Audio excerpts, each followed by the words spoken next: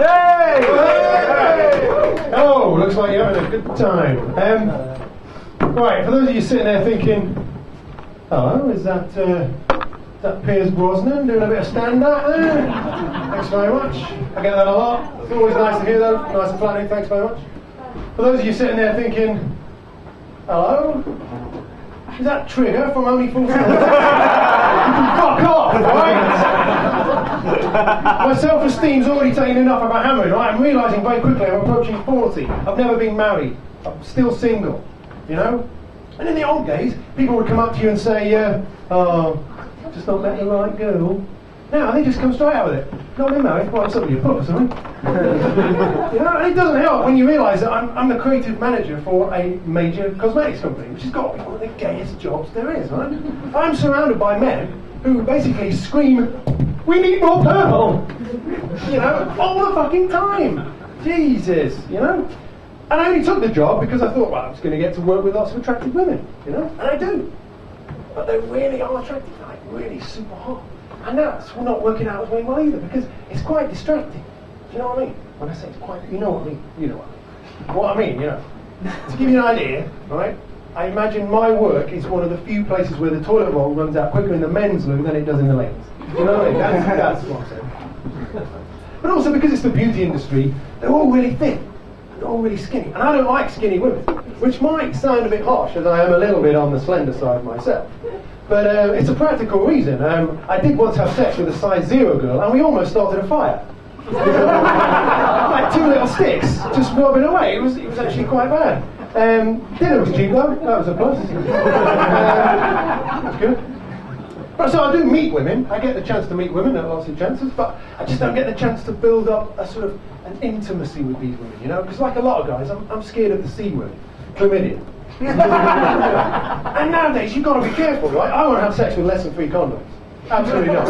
And the girls, they don't like that. And they look at you and they're sort of, I remember there was a couple of weeks ago, one girl, she looked at me with my 3 condoms and she didn't like it, I could tell, because she had a sarcastic tone. She said, fine, if one does get through and we have a kid, what are we going to call it?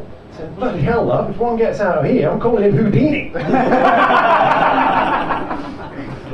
And I think the main reason that people assume that I'm gay is probably a lot to do with my my rather strange background, my strange family life, and the strange relationship between my mum and my dad. Put it bluntly, my mum was mad for cock, right? She was mad for cock. Problem is, so was my dad. And you know, you can imagine, nobody knew for years that he was gay. Least of all my mum. You know, funny enough, it did come as something as a plus. I say funnily enough. You know, she wasn't laughing at the time when she found out. It wasn't like trying, oh, I've married a homo, what am I? No. Yeah, so, and also, not only is my dad gay, my brother's gay as well. I swear to God, this is true. But my dad, for years, he must, you know, he grew up in the 50s and 60s. It must have been hard for him, you know, to come out as a gay man. And thankfully, though, things had moved on. By the time my brother was born in the 70s, you know, society progressed. Because we knew he was gay straight away, from the minute he canned out my mum. It was obvious, from the start, it was always obvious that he was gay. He was, even from a very young age, you know, he was very sensitive, and he used to wear quite flamboyant, quite effeminate clothes. And he used to like it when men's balls were in his mouth. And I always find that's quite a